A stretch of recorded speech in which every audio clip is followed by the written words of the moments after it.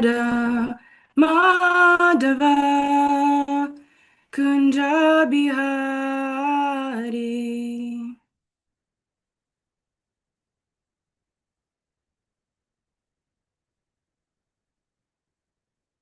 Jaya Radha Madhava Kunja Bihari.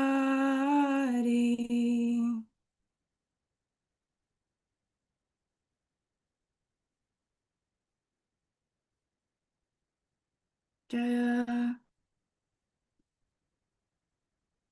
Gopi Janavalabha Girivardhari.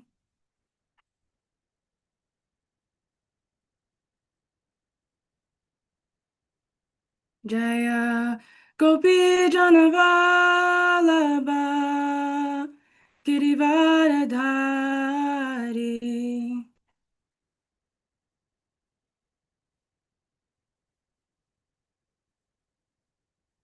Yashodanandana Braja Janaranjana.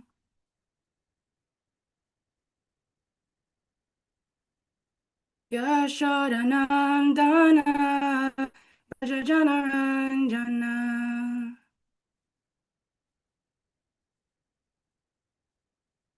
Yashodanandana Braja Janaranjana. Yamunatira Anachari.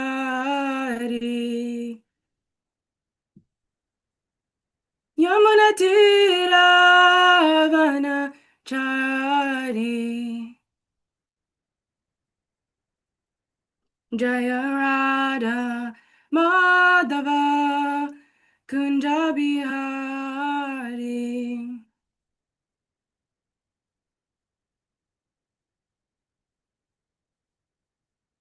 Jaya Gopi Janavalabha Girivardhari.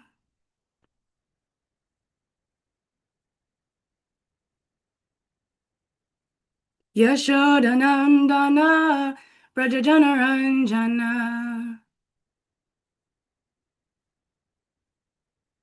Yamunatira Vanachari.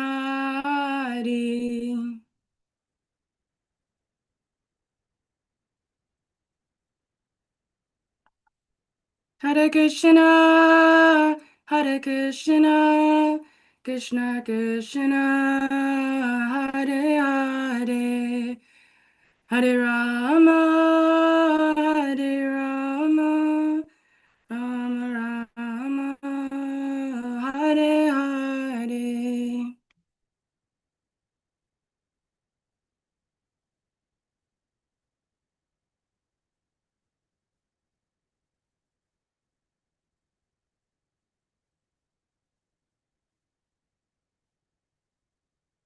Hare Krishna, Hare Krishna, Krishna Krishna, Hare Hare, Hare Rama, Hare Rama, Rama Rama, Hare Hare.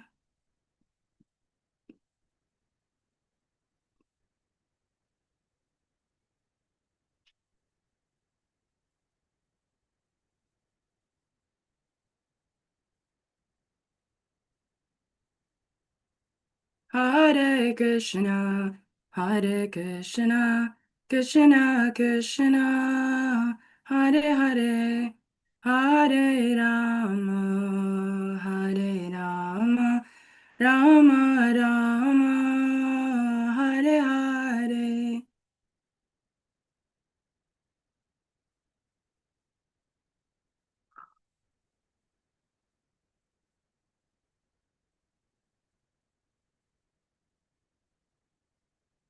Hare Krishna, Hare Krishna, Krishna Krishna, Hare Hare, Hare Rama, Hare Rama, Rama Rama, Hare Hare.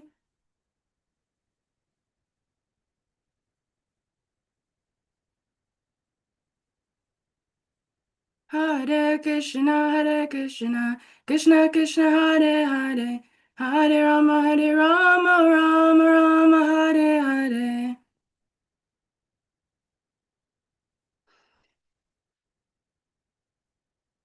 Hare Krishna, Hare Krishna, Krishna Krishna, Hare Hare.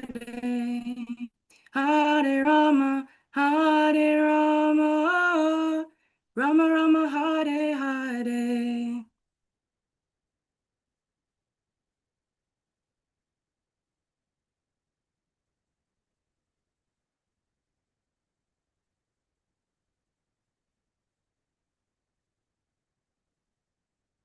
Hare Krishna, Hare Krishna, Krishna Krishna, Hare Hare, Hare Rama, Hare Rama, Rama Rama, Hare Hare.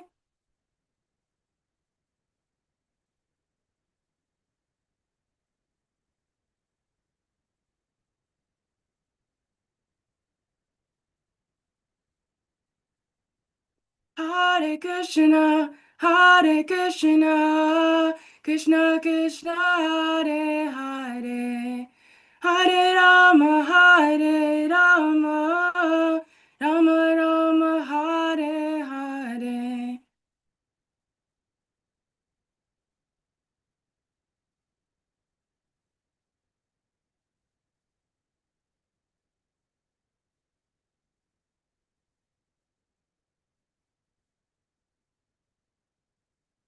Hare Krishna, Hare Krishna, Krishna Krishna, Hare Hare, Hare Rama, Hare Rama, Rama Rama, Hare Hare.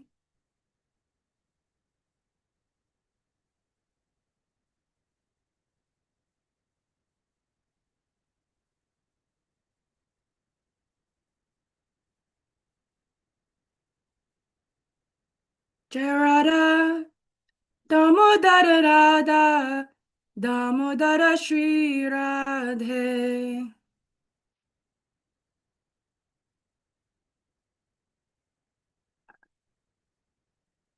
Jai Lalita Vishaka, Lalita Vishaka Shri Radhe. Jai Nitai Gaura Sundar, Nitai Gaura Sundar, Gaura Hari.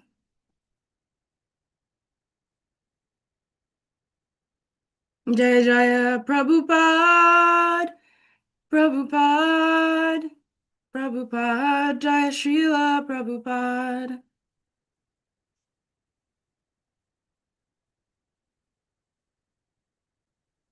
Jai Jaya Gurudev, Gurudev, Gurudev, Jai Srila Gurudev.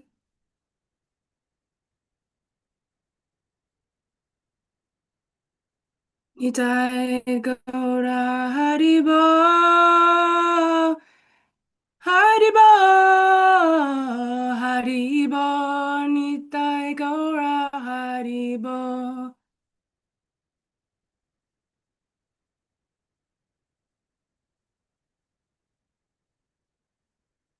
Jayam Vishnupada Paramahamsa Parivrajakacharya Ashtotara Shatashri Srimad Abhay Charnaravinda Bhakti Vedanta Swami Maharaj Prabhupada Ki Jai. Jayam Vishnupad Paramahamsa Parivrajakacharya Ashtotara Shatashri Srimad Bhakti Siddhanta Saraswati Goswami Maharaj Prabhupada Ki Jai. Ananta Koti Vaishnav Vrinda Ki Jai. Om Namo Bhagavate Vasudevaya.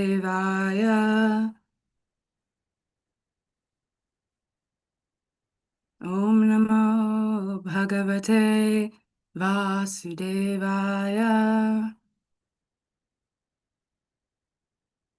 Om Namo Bhagavate Vasudevaya.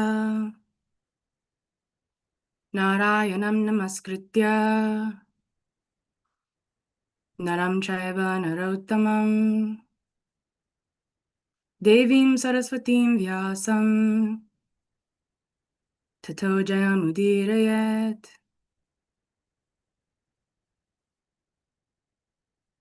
Nashta prayeshva bhadreshu nityam bhagavata sevaya bhagavatyutama shloke bhaktir bhavati naishtaki shunvatam svakata krishna punya shravana kirtana hridyantasto badrani vidhunoti suhritsatam satam prasangan mama virya samvido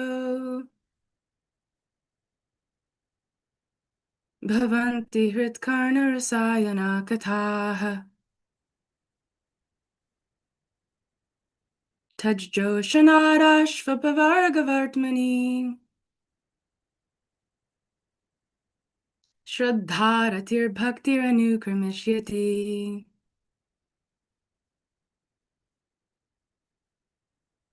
Welcome everyone to this morning's Srimad Bhagavatam class.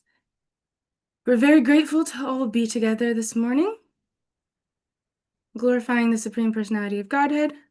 We are reading from Srimad Bhagavatam, Canto 7, Chapter 9, Text 50.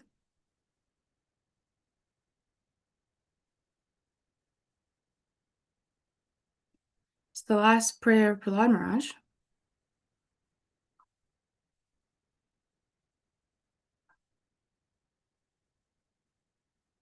He said about 42 prayers. This is the last one, and then I'll go into Lord Nrsingadev's response to him. So let us jump into the verse.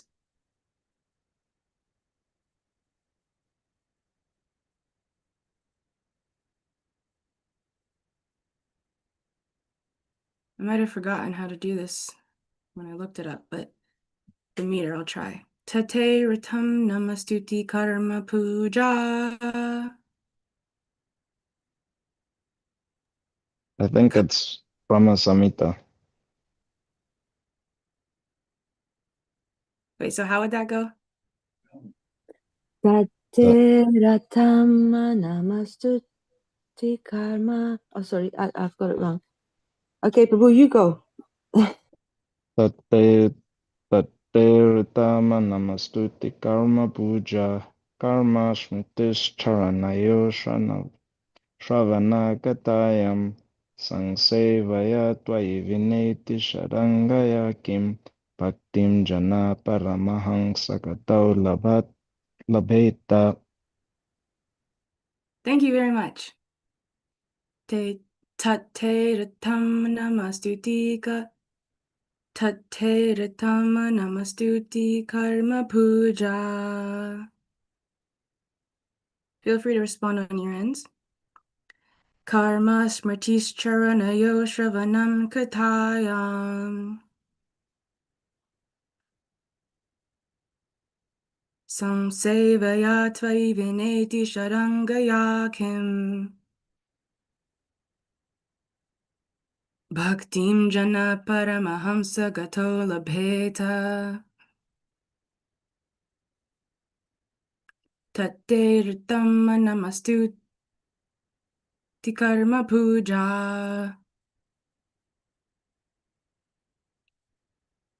Karma Smrtischaranayo Shravanam Katayam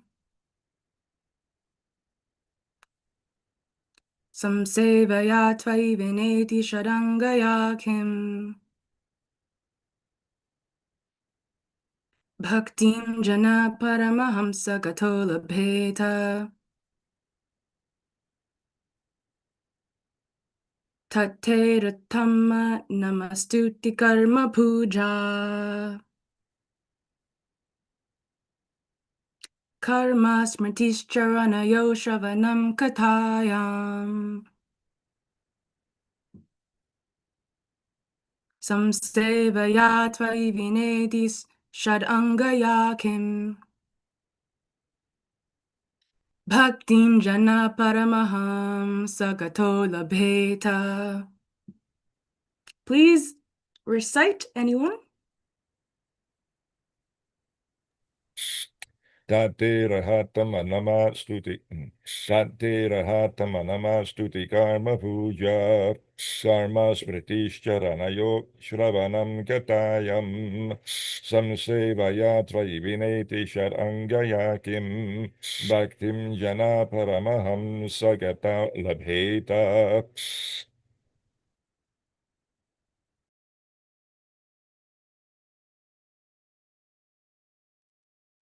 Tate ratama namaha stuti karma pujaha. Karma smritis charanayo shravanam katayam. Shamshevaya tvayi vineti sadangaya kim. Bhaktim jana paramaham sagato labeta.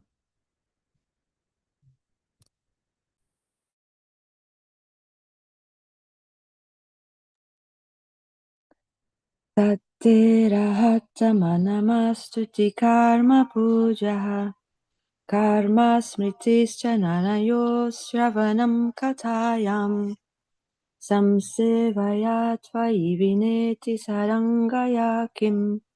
Bhaktim jana paramaham sagato labeta.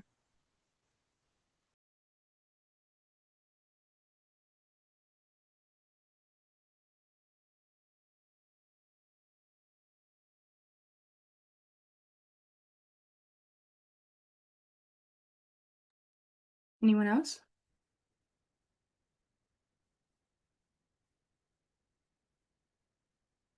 Okay, synonyms. Tut, therefore. Te, unto you. Arhat, tama. O supreme of all worshipable persons. Namaha, respectful obeisances. Feel free to respond on your end. Stuti karma pujaha,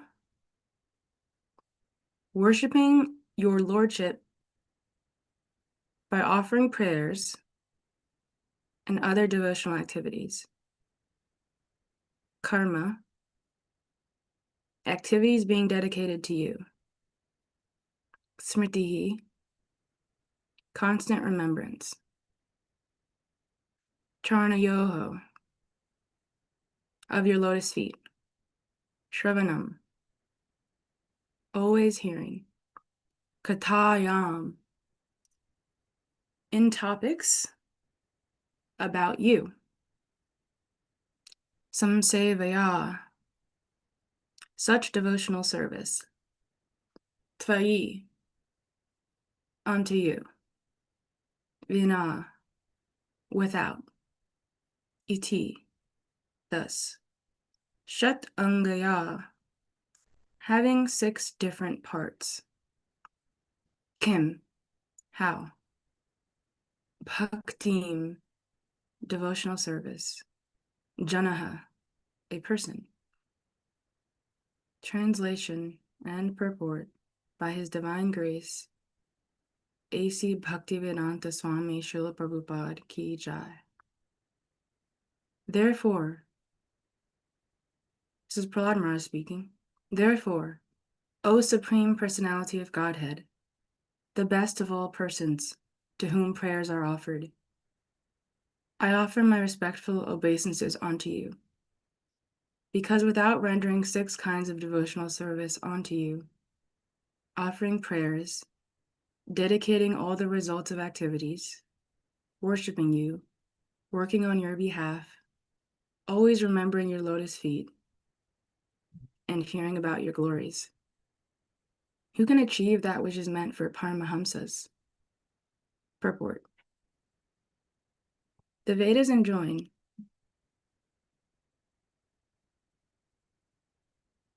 Nayam Atma Pravachanena Sorry, hold on.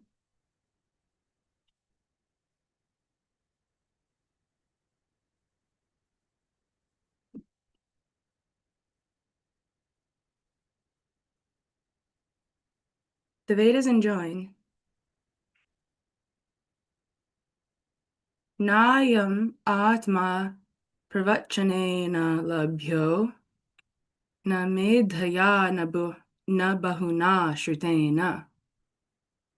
One cannot understand the Supreme Personality of Godhead simply by studying the Vedas and offering prayers. Only by the grace of the Supreme Lord can one understand him. The process of understanding the Lord, therefore, is bhakti. Without bhakti, simply following the Vedic injunctions to understand the absolute truth will not be helpful at all. The process of bhakti is understood by the Paramahamsa, one who has accepted the essence of everything. The results of bhakti are reserved for such a Paramahamsa. And this stage cannot be obtained by any Vedic process other than devotional service. Other processes, such as jnana and yoga, can be successful only when mixed with bhakti. When we speak of jnana yoga, karma yoga, and dhyana yoga, the word yoga indicates bhakti. Bhakti yoga or buddhi yoga, executed with intelligence and full knowledge, is the only successful method for going back home, back to Godhead. If one wants to be liberated from the pangs of material existence, he should take to devotional service for quick attainment of this goal.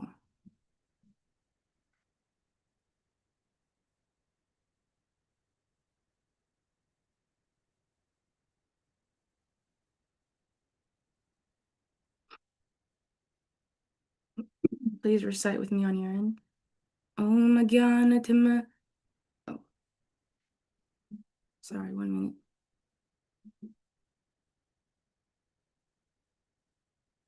I have heard these Mangalacharnam recited in different orders, so I'm going to pull up the one order that I heard at the retreat last week from Hari Parshad Prabhu, if I can find it. This might be the one. I'm going to do this order.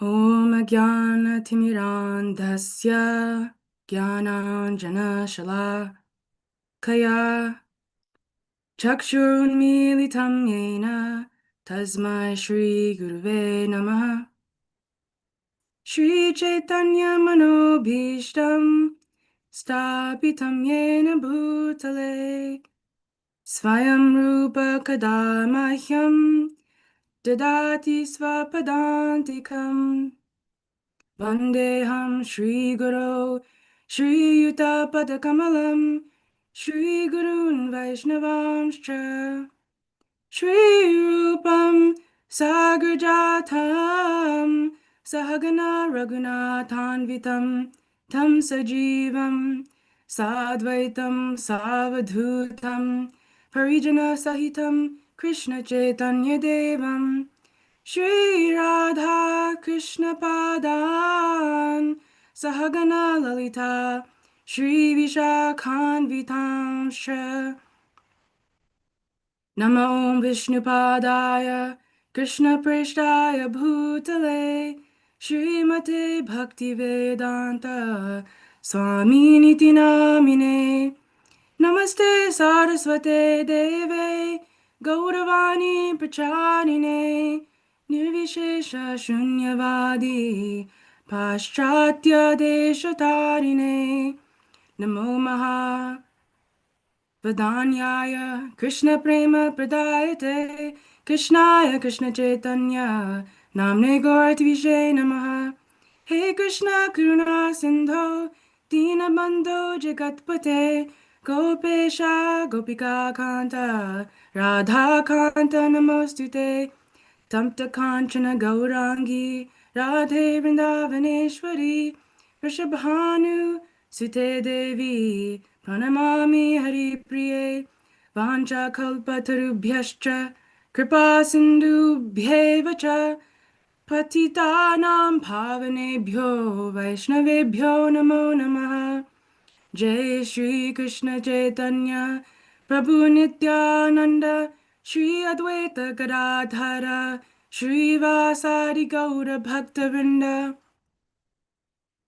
Hare Krishna Krishna Krishna Hare Hare Hare Rama Rama Rama Hare Hare. Two more times.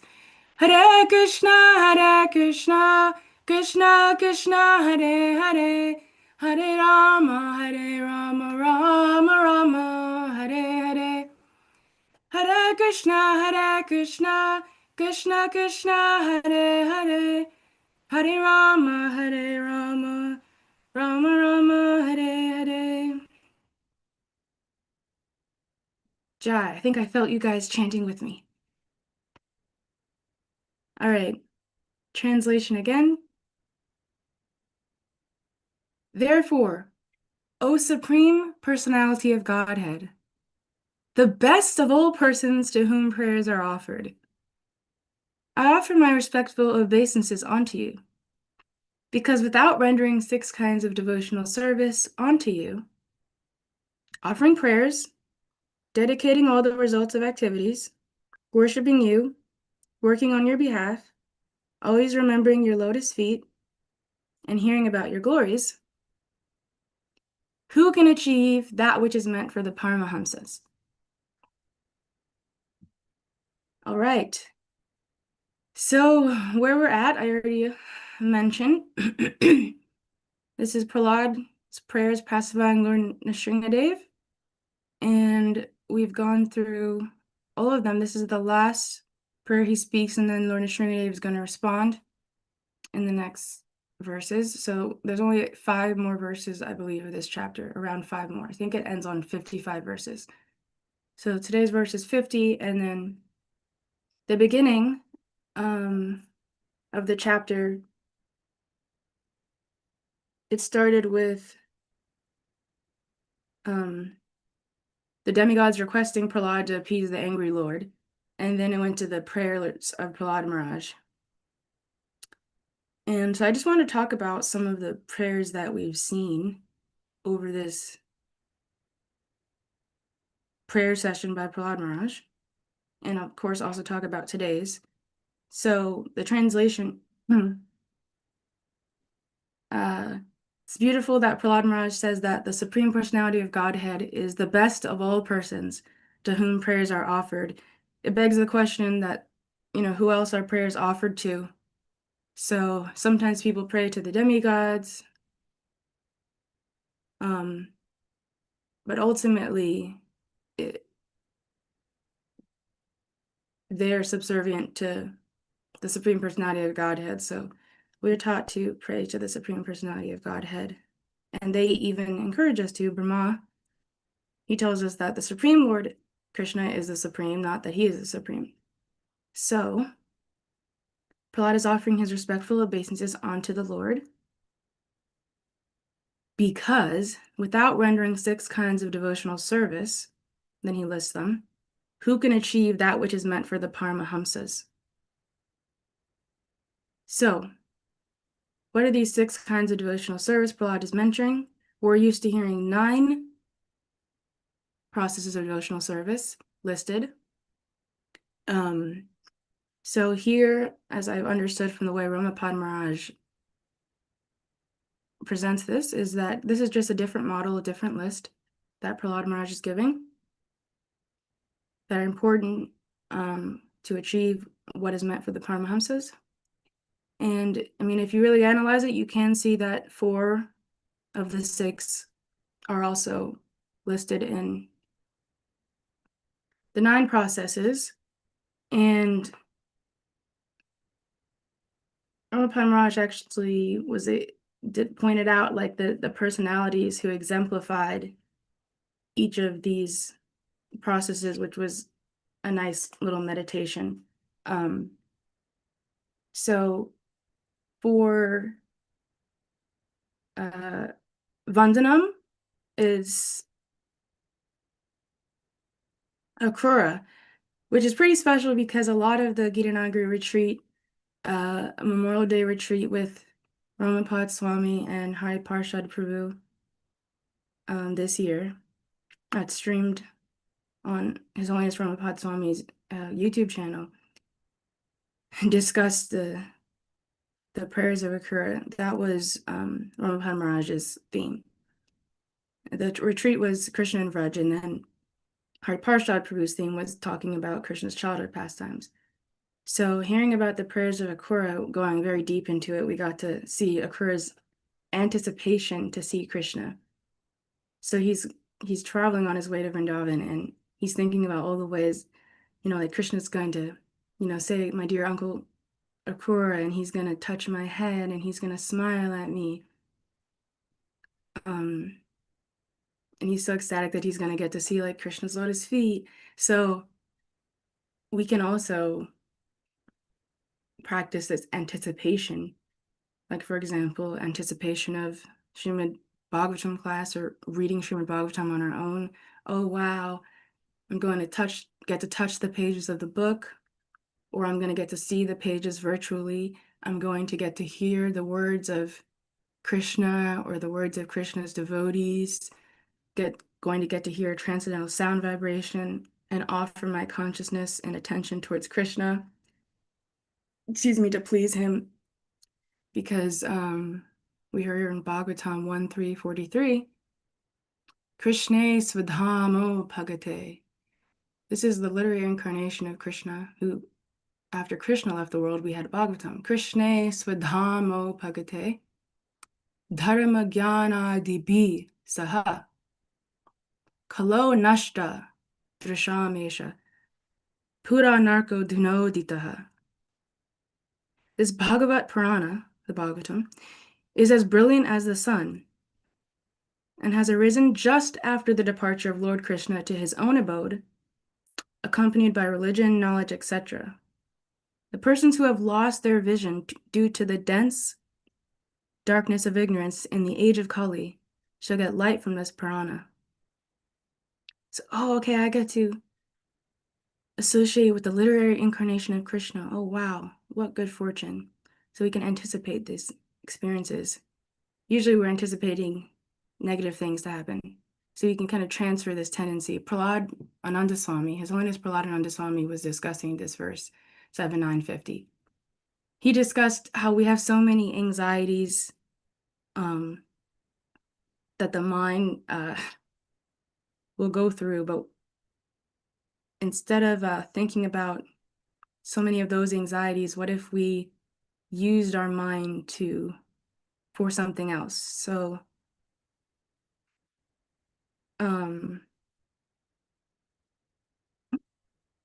he was saying, some are, necessary, like, did I turn off the stove or not?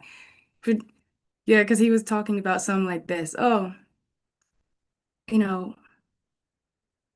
was like saying, are we gonna like speculate about whether or not Krishna's God and whether he's gonna protect me and whether I'm going to get what I need and whether that package is in the mail for me and whatever we may think about, whether I turned off the stove. And then he says, of course, we should think about whether we still turned off the stove or not, because it happens to be Krishna's house, and therefore we don't want it to get burned down. But we should choose our anxieties properly. Otherwise, we just have anxiety. Whatever comes from our mind, we accept this problem for ourselves and for others.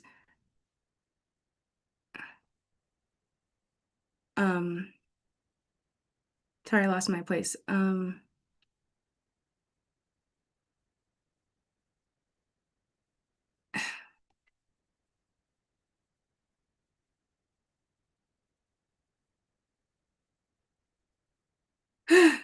Anyway, I'm sorry, I lost my train, but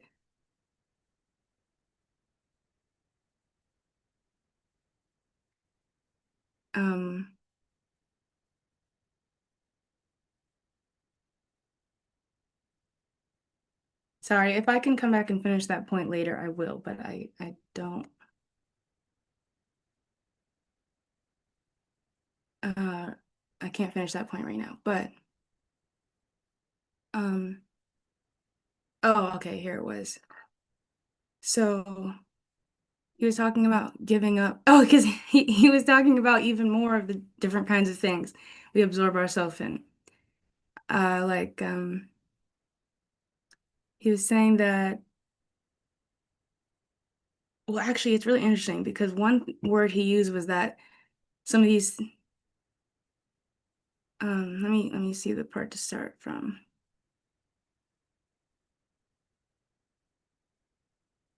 He uses the word at one point that the waste of time, and he was talking about uh like the speculation and that there's something better to do than simply to love Krishna. And Ramapad Maharaj also mentioned this phrase, the waste of time, and he helped us understand what it meant. He said that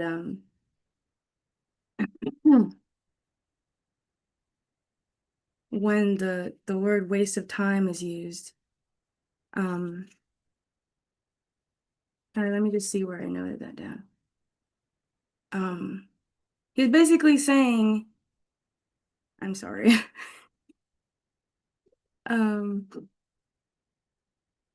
That it's not a waste, but like the goal is not achieved.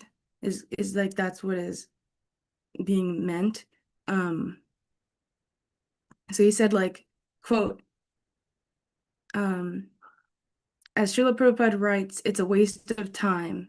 That is to say, the goal is not reached. So then he was saying like there's nothing lost, it's not a waste, but the goal is not reached. So just trying to understand what people mean whenever they say that waste of time. Because so Maharaj was talking, Prahladananda Swami was talking about these anxieties we get caught up in, worrying about this and that, caught up in our material existence, our conceptions, and caught up in our own space. And then he was saying like if you're engaged in intense service to please Krishna, generally there's not time to think about our own selfish conceptions of life. But he was talking about, I'll just read some of it. Certain services for us, they absorb ourselves more. This is also like live transcription, so it's catching the essence. So we're trying to distribute books at that same time being in Maya without expecting some very unpleasant circumstances to arise. Yeah, those are kind of more absorbing, like when you're in the book distribution or and so oh gosh, is someone unmuted? I hear very loud sound. Sorry. Sorry, that scared me. Yes. Sorry, I lost my track. Anyway, so he was talking about how we can think like, oh, therefore, at least during our Saturday, we have to become a little conscious, like, because our anxieties might be floating, like, oh, does she loves me, she loves me not. And he was saying like that's the ultimate mental speculation. And we can think about, does our anxiety have any value or not? And, he was saying like, oh, what's for Prashadam? Why didn't they give me the praise and adoration and the distinction I deserve? Why is no one looking at me during japa? Like, so he was talking about giving these things up and just concentrate on, happily chanting Hare Krishna, trying to feel Krishna's presence, and hopefully in the future, gradually, as we accept Krishna's reality, actually understand how nice it is just to think about, oh, Krishna lifted Govardhan Hill, or Krishna in the Sankirtan movement, Sri Chaitanya Mahaprabhu running towards Govardhan Hill, trying to get back to the spiritual world. We're sitting, or Lord Chaitanya is sitting on the beach of Jagannath Puri, and his separation from Krishna. And he said, why not think about those things? Why do we have to think of so many other things?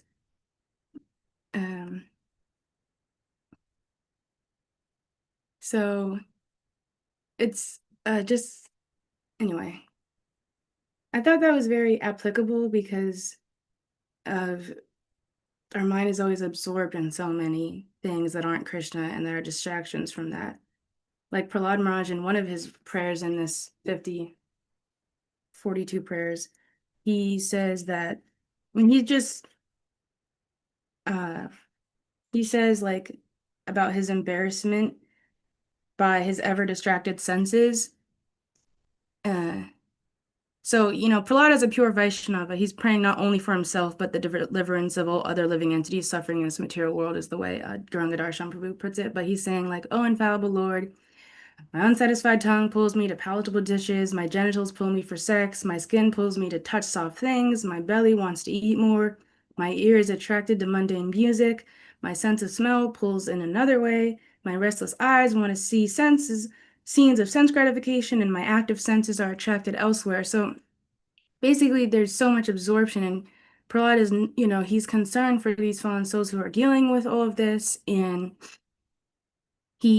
there's an interesting juxtaposition because he at one point in the prayer says he's fearless, but he's concerned for like the fools who carry the burden of illusory happiness. But actually earlier on, he actually says he's afraid of Maya, basically. He says, I'm afraid of conditioned life. I need your shelter. So, I mean, he's just expressing that. Although Prahlad being a pure devotee, he's not fearful of this world, but he was just representing a conditioned soul. So, I remember studying this chapter and how it's good to have some fear of Maya. And the Prahlad Maharaj later, he's like noting he's not even, he's fearless, but he's actually just feeling concerned for all these souls. And he's trying to encourage everyone, he's trying to encourage everyone to start from childhood. He wants to help these souls. And the other processes that were discussed, that out of the 6 today that also are discussed in the 9 processes. So we already said Vandanam. Also, Archanam, worship, is listed, and Ramapan Maharaj says King Prithu Maharaj is the example of that, achieve perfection that way. And then also always remembering the lotus feet. Obviously, Prahlad Maharaj is the Smaranam, the remembrance Acharya. And here it's just described as Smriti Charna Yoho, remembering the lotus feet, but yeah, Smaranam. And then hearing about the glories, Shravanam Katayam is mentioned here. And of course, Pariksha Maharaj is a great example of that. And a few other prayers that he said over this prayer session, I guess I will call it, I really appreciated were the prayer that Jagannath Pandit Prabhu spoke on, text 30, where he's acknowledging that Prabhupada is talking about in the purport too, like the way Gauranga Prabhu says it, which I'm looking at the summary from him. The energy in which the Lord's all-pervasiveness is not realized is called material. Otherwise, everything is spiritual. So it's all spiritual, but if you see something disconnected from Krishna, that energy you're seeing disconnected from Krishna, that's when it's material. And another good point Prahlad makes is, yeah, we understand that there's a very minute amount of pleasure in this world. Because Prahlad says in 25 too, like things that could appear contradictory, but they're not, where he says, I guess someone got unmuted. Okay. If no one is showing it's unmuted. Oh no, I hear a sound. Anyway, he talks about the Mriga Trishni Rupa. So that is this mirage that the deer chases in the desert, like thinking, oh, we're gonna get happiness. And then in that same verse 25, he's talking about like this madhu lavaihi. There's this tiny drop of honey of enjoyment that you get. and they pacify the fire of desire by a drop of hard-earned happiness. That's the way Gauranga Darshan Prabhu, because I'm looking at this nice little summary. He has the Canto 7 Bhagavat Subodhini summary guide. Sorry, you can't see that. And Prahlad says it's Shruti Sukha in the same verse. It's just like the happiness is just heard about. And yeah, so like you hear like, yeah, Chaitanya Prabhu was also speaking on this verse. It was very nice. He was like, yeah, you hear like, oh, this is so nice, and this is so nice, and this is so wonderful. And then like, you had experienced it, and you're like, oh, okay, it's not. And then he was talking about this other point that is in scripture that, there's the craving, and then there's actually like that little pleasure, and the craving is like, how do you say, much larger of experience than the actual pleasure for the item. The Shudra Sukha, pleasure is very little, but the Trishna Uru, the craving is very strong and intense. And one other thing that Prahlad Maharaj said in this is number 11, where he said that our offerings are for our benefit, not for the benefit of Supreme Lord. And so Prabhupada is just making the point, in essence, in the purport that bhakti is all that will get us to Krishna. So bhakti, what is that? And he's talking about the Paramahamsa. The Paramahamsa is the one who finds the essence of everything. And the essence of everything is Krishna. And bhakti is not different than Krishna. The essence of everything is bhakti. And the essence of bhakti is trying to please Krishna. This is a way Ramapan Maharaj described it. So they're not having this gyan and karma, but just bhakti, anukulyena krishnani shilanam, exclusive to Krishna. And Chaitanya Prabhu also said something very funny, which was that the devotee does not have the urge to merge, like to merge into the Brahman effulgence. So Prabhupada is quoting that the Vedas enjoin, and he says in the first sentence, and just to say where that is from, it actually comes from that Sanskrit he quotes. It comes from two Upanishads. It's the same.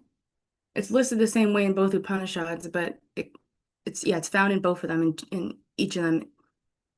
So Mundaka Upanishad 323 and Katha Upanishad 1-23, you can find this verse. And yeah, so it's the full verse is Nayam Atma Pravachanena Labhyo Namedhaya Bahuna Shrutena Yam Eva Shabranute Tena Labhyas Tas Yaisha Atma Vivunute Tanum Svam. It's a very interesting translation. So the Supreme Lord is not obtained by expert explanations, by vast intelligence, listen to this part, nor even by much hearing. He is obtained only by one whom he himself chooses.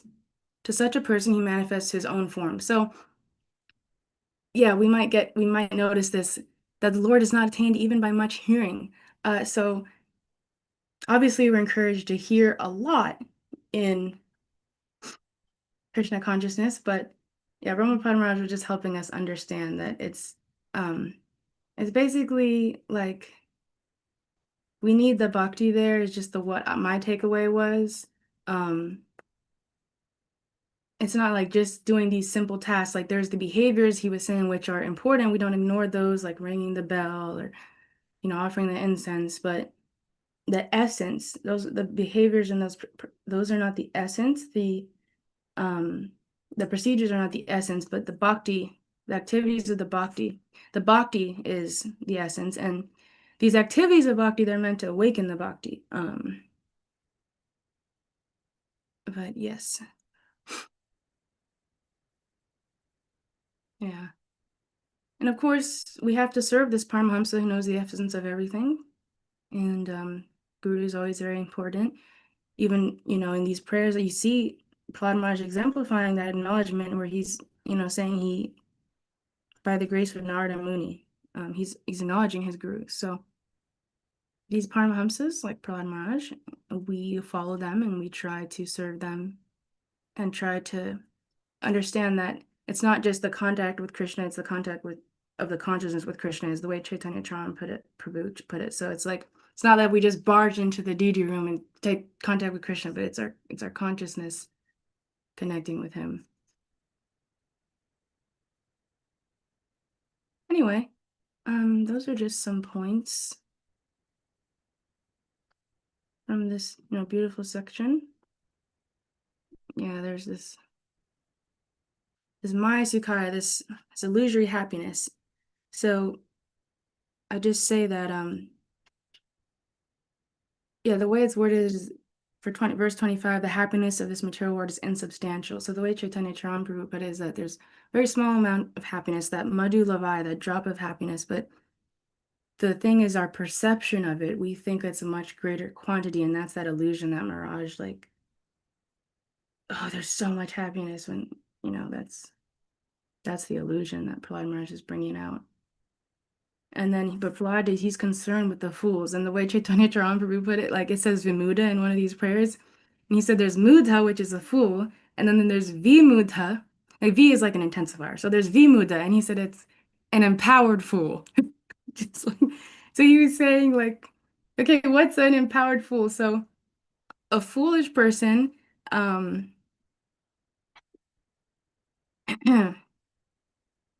tell you how he said it. Yeah, foolish person does many foolish things, but empowered fools work hard to do foolish things. Anyway, oh gosh.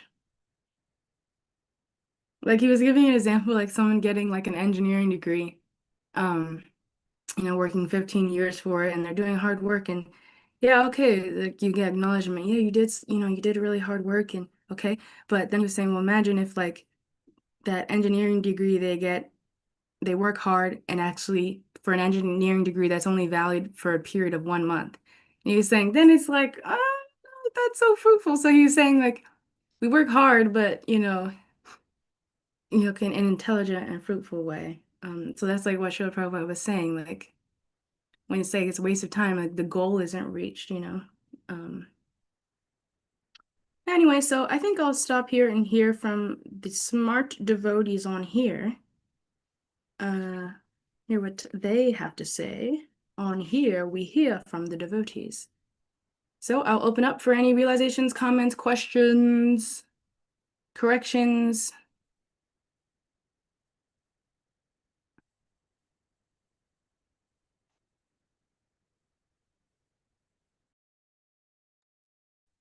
Hare Krishna, dear Jana, Vatsala, Prabhu.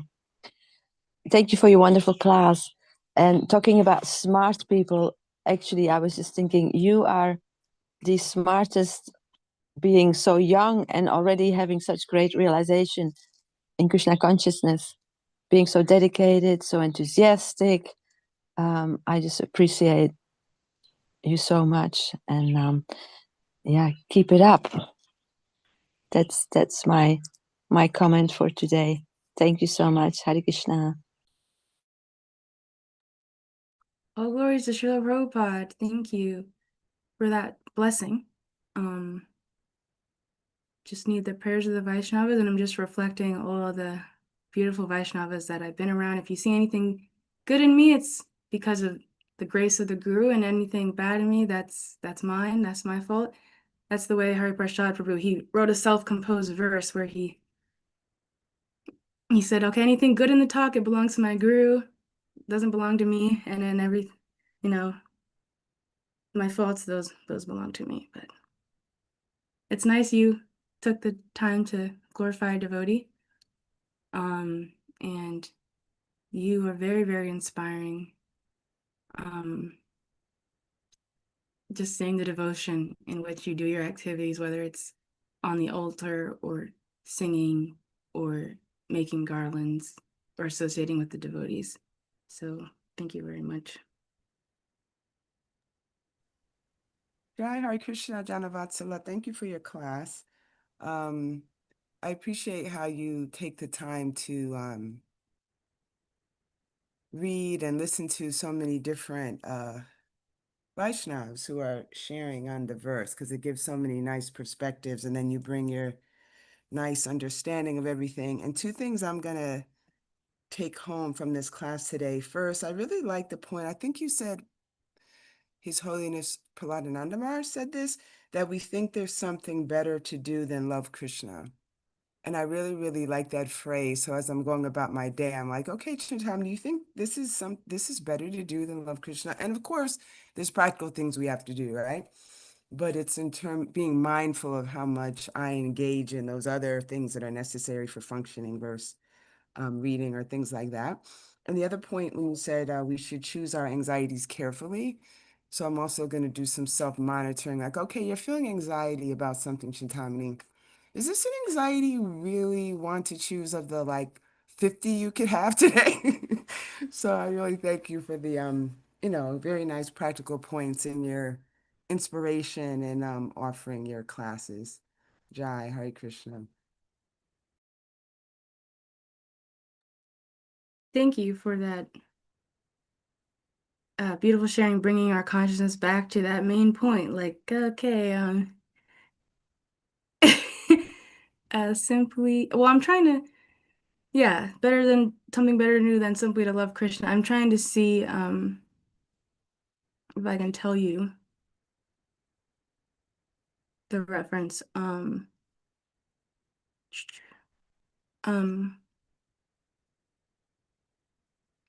In the meantime, anyone can say anything, but I'm just gonna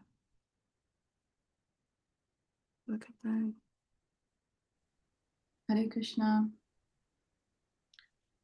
Wonderful, sweet class. And the point, I mean, a lot of great points you made and referenced, but one of the ones that really stuck out to me was how even, the process of chanting, not the process of chanting, but the chanting also, because sometimes I can get in the mentality of, okay, I have to do this, it has to get done, as though it's just like a linear process, but the heart also has to be there also, because yeah, like you and Tomini were saying, that what better to do is there than to love Krishna. So it's not just, okay, Krishna, look, I'm doing this, I'm showing up, which, because he is so merciful upon us, he accepts that.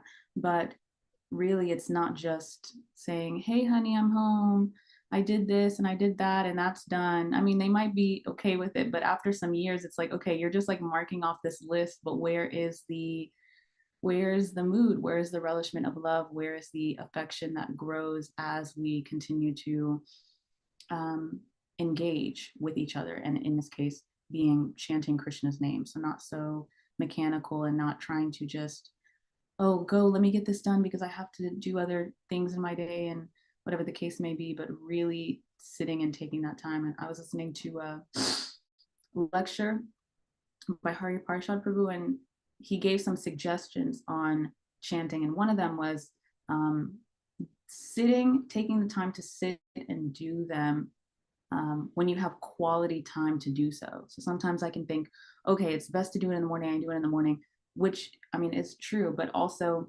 if, the morning is just packed, thinking, okay, instead of trying to rush it and fit it into my very busy morning, maybe let me just know that I have, okay, 2-3 hours, maybe at this time. So let me just sit and really take time with Krishna. Because even I was hearing your sister saying, and I think it was a Srimad Bhagavatam class or maybe something else, but she was saying how, every time we stop chanting our rounds, it's like Krishna's sitting there at the table waiting, like, okay, all right, whenever you're done with that, I'm here. So yeah, I think that was a wonderful point that you brought up amongst all the other ones. And thank you for this sweet, sweet, sweet class. And I'm so glad I got to make it and hear everybody. It's such a blessing to hear from everyone. Thank you, Baba Prabhu, for helping us think about our connection with Krishna, how mechanical, how focused it's just beautiful to see you and the devotees, they want to improve that connection. And you can just see that, and Krishna appreciates that, like how much we're like, okay, well, how can I adjust to be more, have more care and attention, which is the phrase that Prahladananda Swami was talking about a lot in his class. And like, how can we give more care and attention? Like you said, quality time. Like, okay, can I set aside this amount of time and just do some devotional service? I recommend listening to this class to you and Mother Chintamani. I think you would like that class too. I think it is in his class, the reference that I gave, that you mentioned about like Simply Love Krishna. What else better do we have to do? And if not, it's in Chaitanya Charan Prabhu's class, but they're both on this verse. I would like to, reflect more and interact with the great comments that you guys have made, but I want to respect the time and hear from other people. And I'm going to address a comment in the chat. But first, let's take darshan of Radha Damodar, who Kali Damodar Prabhu is showing us. Jai Shri Shri Radha Damodar Ki Jai. Wow, they're wearing blue today.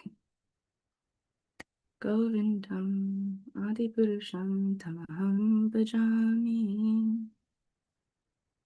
Okay, they did a quick appearance and they have now disappeared behind Kali Damodar Prabhu's name. So all glories for Radha Damodar, Lalita Vishaka, and Gornitai, Jai. So in the chat we have Yashadev Prabhu. So Yashadev said he still has the urge to merge, unfortunately. I still have the urge to merge, unfortunately, because of my long association with impersonalists before meeting the devotees. I revel at the thought of being emancipated from this world and becoming nothing and doing nothing.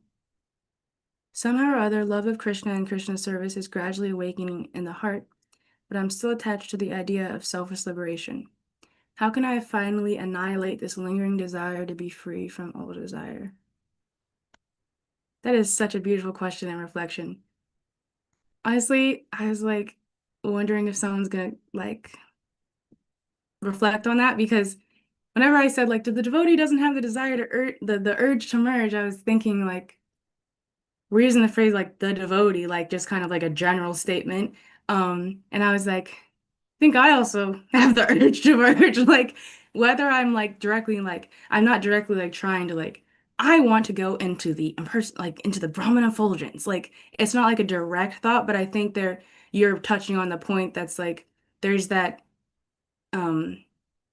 desire to just like, okay, like be done with this. Like if everything was just zero, then things would be simpler. That's like the way that I interpret that.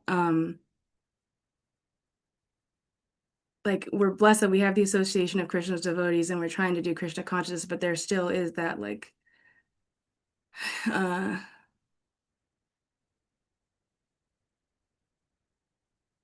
that lingering, like you said. So how can you finally annihilate the lingering desire to be free from all desire? Which it's a beautiful question.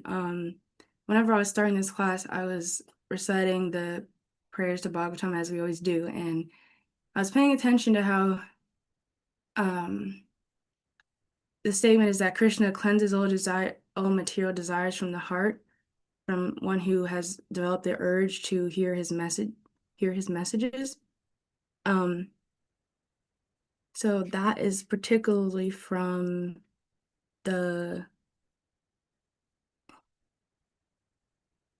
which one of them? It's from 1-2-17, the Srinvatam. Sri Krishna, the personality of Godhead, who is the Paramatma super soul in everyone's heart, and the benefactor of the truthful devotee, cleanses desire for material enjoyment from the heart of the devotee who has developed the urge to hear his messages. Now, I know that Yashadev Prabhu has definitely developed the urge to hear Krishna's messages. So what came to mind immediately after reading that question was that Krishna is cleansing that desire we could call it for material enjoyment, the lingering desire to be free from all desire. He's cleansing that desire from the heart of the devotee. So I was hearing recently like how like we say like, be desireless or have no desire, but what it really means is have no material desire.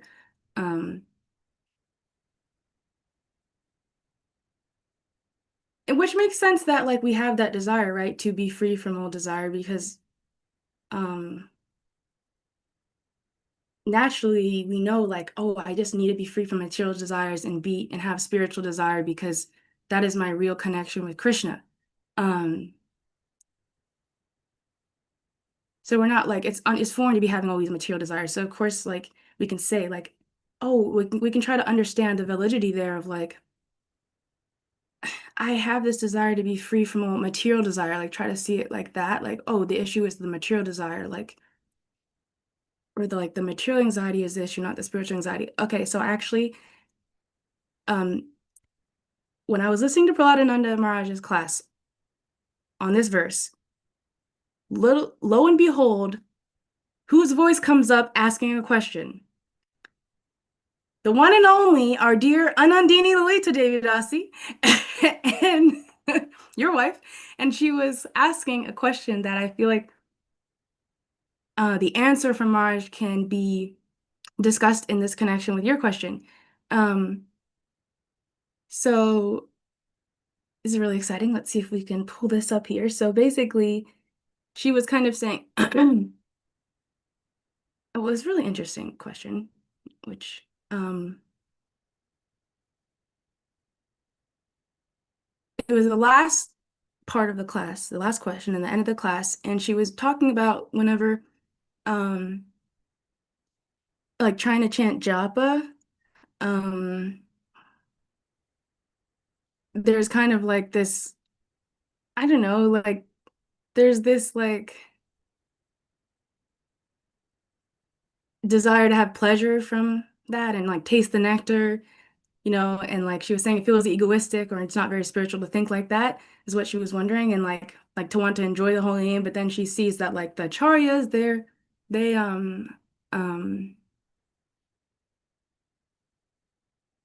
you know, they're how do you say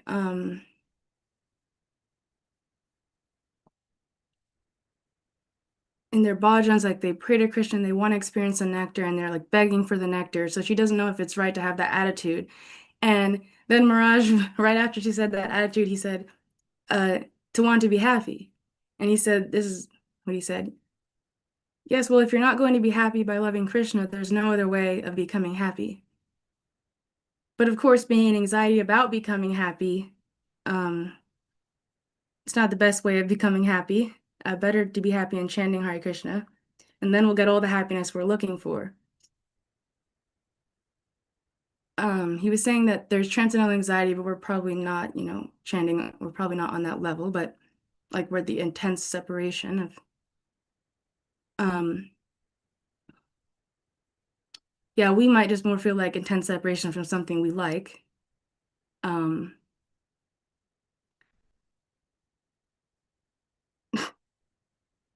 But he said, for instance, like there's a Sunday feast and there's going to be something at the feast like samosas or gulab jamins, and we start feeling separation because we have a taste for those things. Now that gulab jamun will save me or the samosas will save me, but we like them, not that they'll save me. We simply want to associate with it. Similarly, we like Krishna and therefore we want to associate with him. Not the Krishna, you know, save me, you know. Like, I'm anxiety, I want to be happy, you know. You give me happiness and then go away after I'm done with you. No, it's we wanted to make Krishna happy and we want to be happy in his presence. We want to love Krishna. You know, first of all, we want to love Krishna, so we should act as if we love Krishna. So love is not full of that material anxiety. It's love. It's very light. It's very blissful. It's love. And if we love Krishna, then Krishna will reciprocate and then we'll actually be happy. But we just try to love Krishna. We don't need any, like, all the material anxiety will go away because we'll be happy just by loving Krishna. And whether Krishna reciprocates or not, we'll be happy because we'll be free from anxiety. But if we're trying to be happy and we're in anxiety, there's a contradiction. So that was the end of his answer to her, which actually the end kind of sounds like when Prahlad Maharaj in 7.742 was saying, in the material world, every materialist desires to achieve happiness and diminishes distress, and therefore he acts accordingly. Actually, however, one is happy as long as one does not endeavor for happiness. As soon as one begins his activities for happiness, his conditions of distress begin. So he was saying trying to be happy and then we're in anxiety, there's a contradiction. That's what Maharaj was saying. But the reason why I'm connecting that to your point is that like we always sing at like Bhakti Yoga Center, like Anandamaya Vyasat. We are pleasure seeking entities. So of course, like it's like, well, if I'm in this material world and the pleasure's not working right, like sounds better to just nullify everything because, you know, that seems like the option. Like what else am I supposed to do? And like, but like wanting to get that happiness in relation with Krishna is fine. And that desire, that lingering desire is getting removed over time. And it's like, it's not like, oh snap, I have that desire. It's more like, oh yeah, like of course I just want to be happy, and I'm still conditioned to like think there's these other ways that are going to be happy in these valuable ways, but they're just not going to work.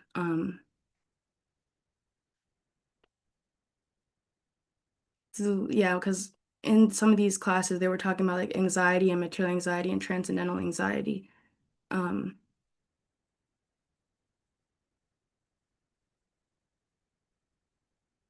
So I just felt like that tied in because kind of losing my train of thought. So it might be good to pause here. I just think the anxiety ties in because it's like like,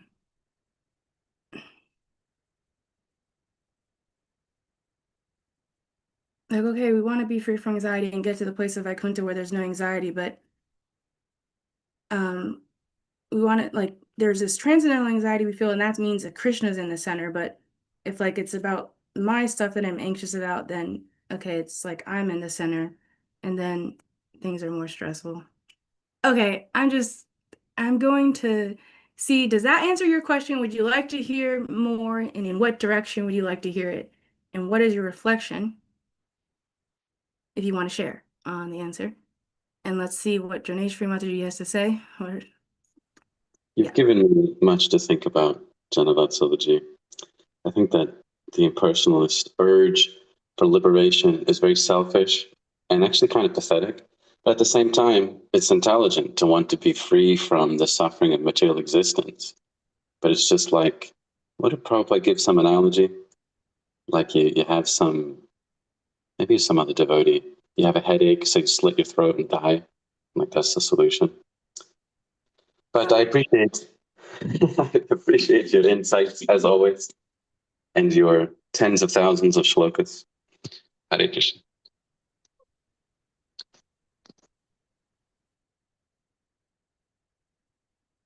okay, thank you, Yashadev, for reflecting back.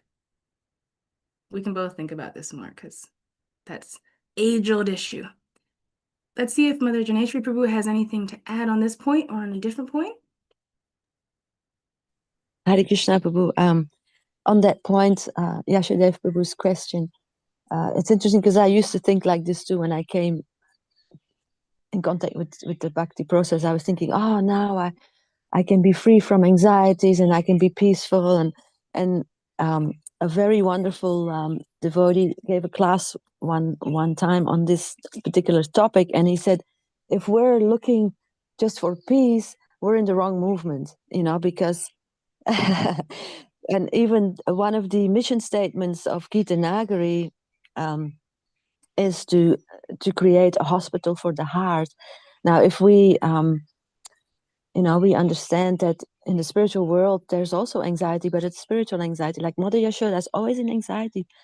Baby Krishna is gonna hurt his little feet when he walks through the forest barefoot, and he doesn't want to wear shoes because then the cows all have to wear shoes as well. And the gopis are in anxiety when Krishna leaves, when he's out of sight, when they even, when their eyelids close for a split second, they're in anxiety because they can't see Krishna.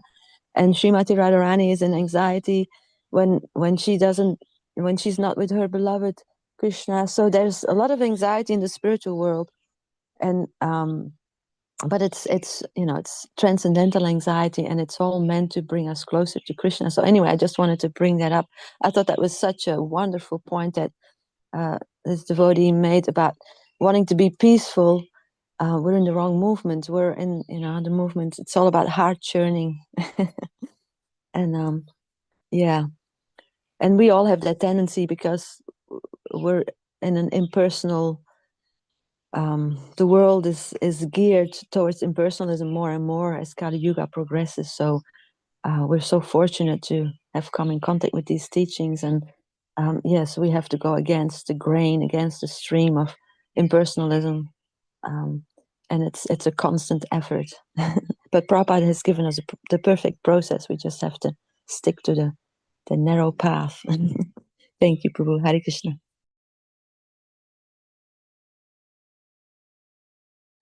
Thank you so much for sharing that, Janeshri Prabhu, because you almost sounded like you were quoting from the class I heard because they were saying something similar. I'm gonna bring it up because I think it can be encouraging. It's just similar to what you said, but it takes a little bit of a different vantage point, and it's saying like someone was asking the question about like anxiety, kind of like for Krishna. So I'll tell you what it says. So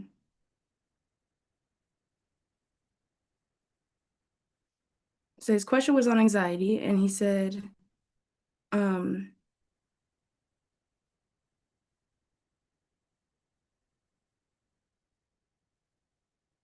he's basically bringing up book distribution, right?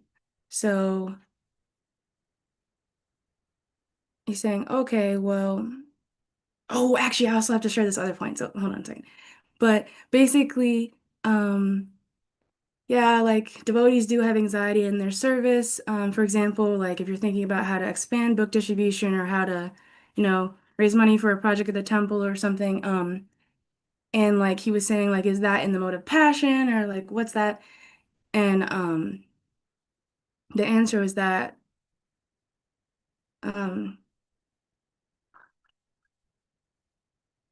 of like it's different. Like, so I say, okay, it's like being in anxiety about those things.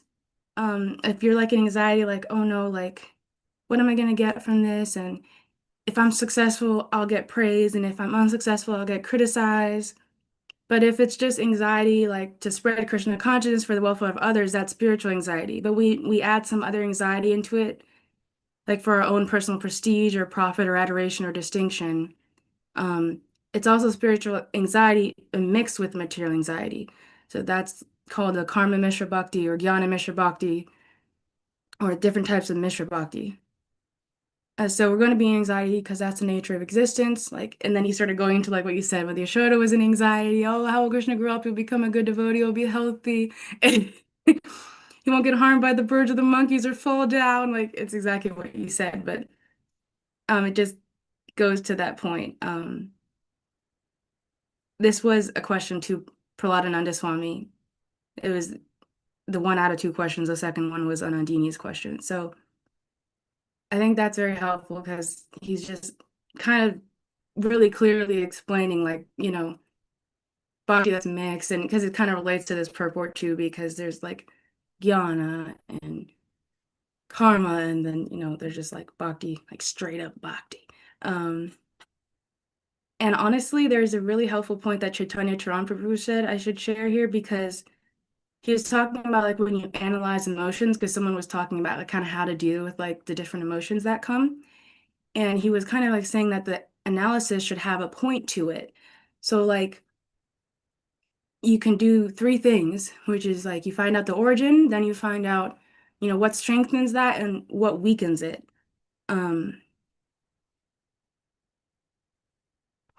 So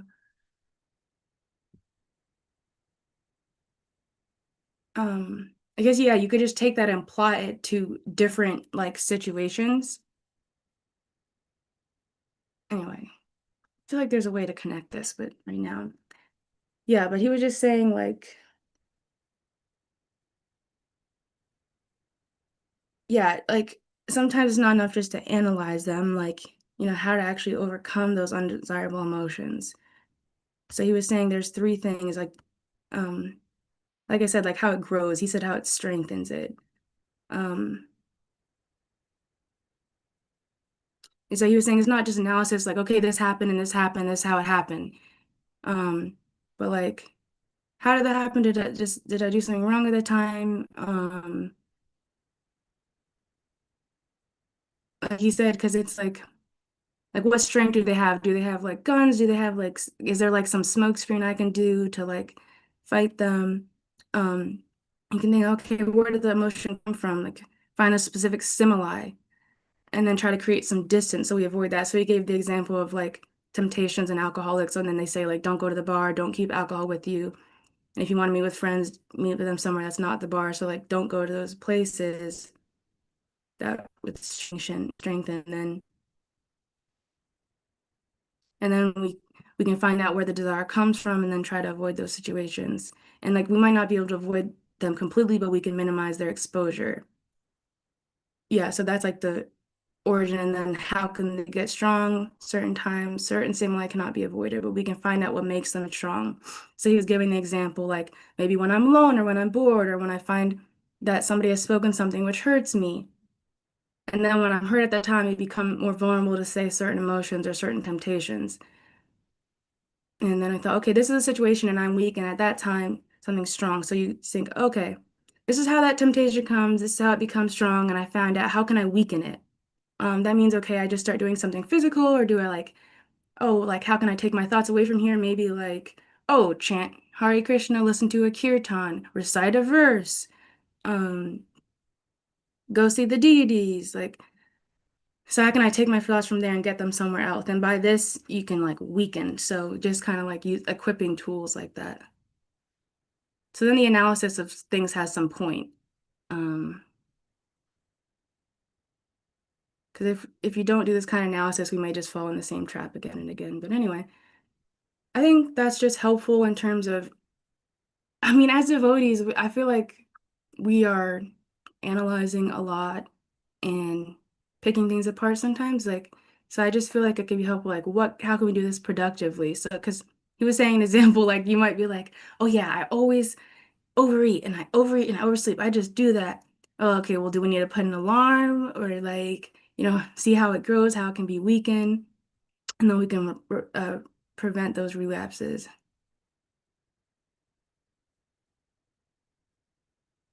Anyway.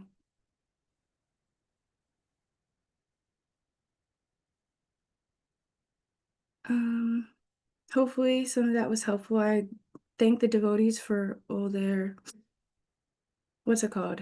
Insights, that we can take going forward as we try to practice Krishna consciousness and associate with devotees. Okay, good. It was helpful. Because I was like, I know I just went off. Somebody said it was helpful. That's all we can hope. So it's interesting. Chandramauli Swami was also speaking on this verse, and he was saying we can never know the results of something, but we just, yeah, just do our part, is the way I took it. So, Gruntaraj, Srimad Bhagavatam ki. Sorry, you unmuted Chintami / Jagannath. Yes, it's Chintamani / Jagannath. Just a quick comment.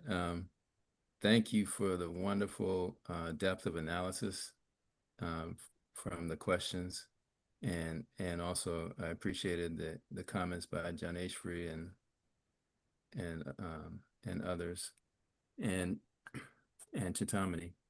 I was thinking about the class yesterday, the CC class, which Anandini gave, which she's appearing again in this class because you mentioned the other class she appeared in, and she was so absorbed in anxiety for the suffering souls, you know, like Prahlad, And there was so much compassion. There was so much focus that was just pouring out of her that she couldn't really even focus on the verses.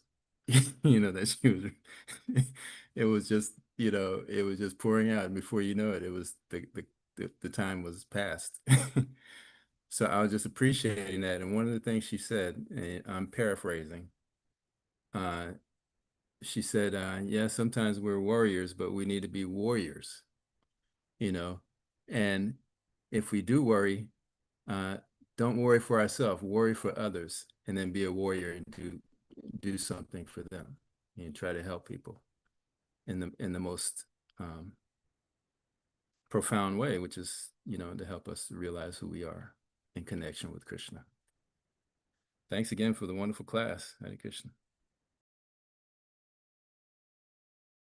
Thank you for taking it back to Anandini and her point that she's in anxiety over the conditions of the suffering souls, because that is Prahlad Maharaj's mood. And this is also addressed in some of these classes where it's like some of the quotations where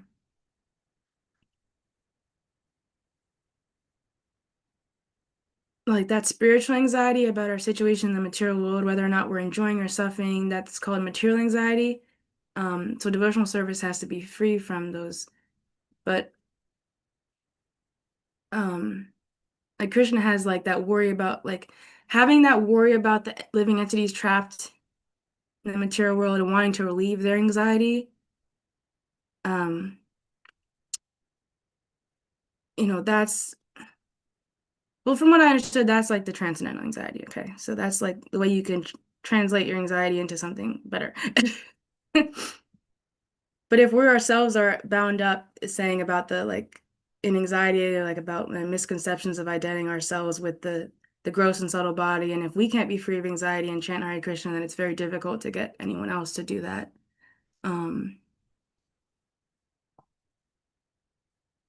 Yeah.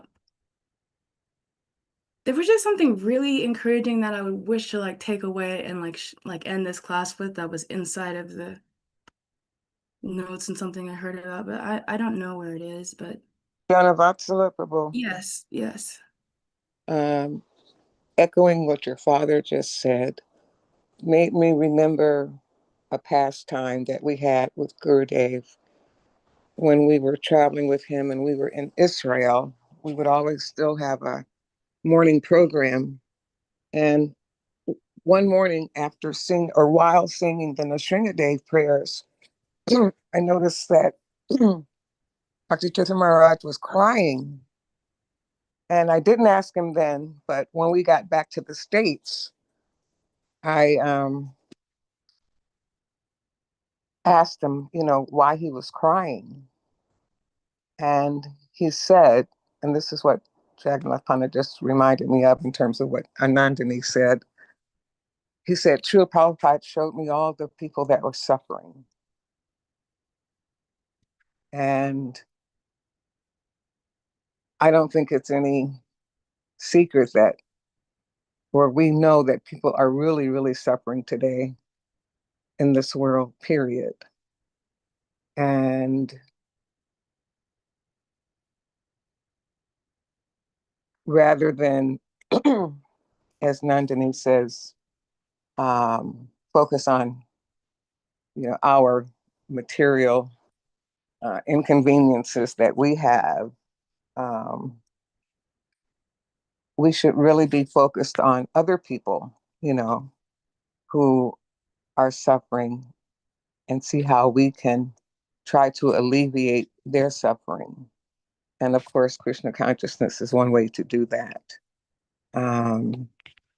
So I just wanted to share that, because when your father was mentioning Anandini's comment in terms of suffering, it made me remember that past time, and also how compassionate Bhakti Tirtha Maharaj is. So thank you again for a great class.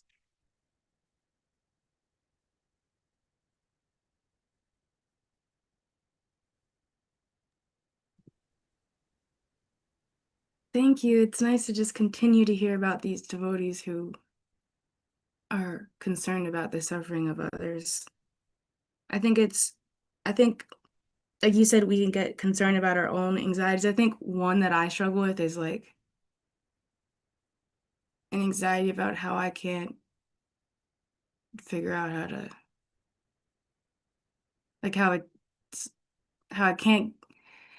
I think there's anxiety about like about trying to like figure out a way to help. Like, no, that's not the word. I don't know how to explain it, but like I think it's easy like whenever we're trying to, like for me when I'm trying to help souls and stuff, like say I'm at the Bhakti Yoga Center, I think the anxiety comes in as like, oh, how to like anxiety that like I don't feel like I'm capable of like, I don't know, it's just like there's just this anxiety of like when you're trying to help and just like whatever shortcomings you have, like that's when I think I can get more into like the anxiety of like what's going on with myself rather than um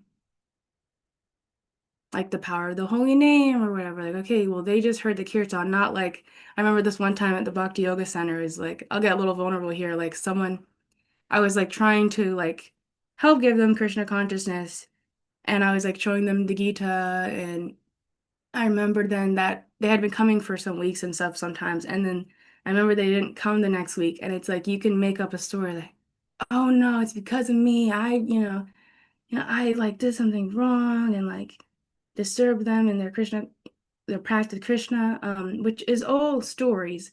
So I think there can be a lot of anxiety that revolves around oneself when they're trying to practice Krishna consciousness and give it to other people. I mean, when they're trying to give Krishna consciousness to other people, um, where it still gets wrapped up in like this more material issue of like, well, how are they going to receive me whenever I try to give to them and like will they see me as weird and like it's funny like out on the streets like if you try to like I remember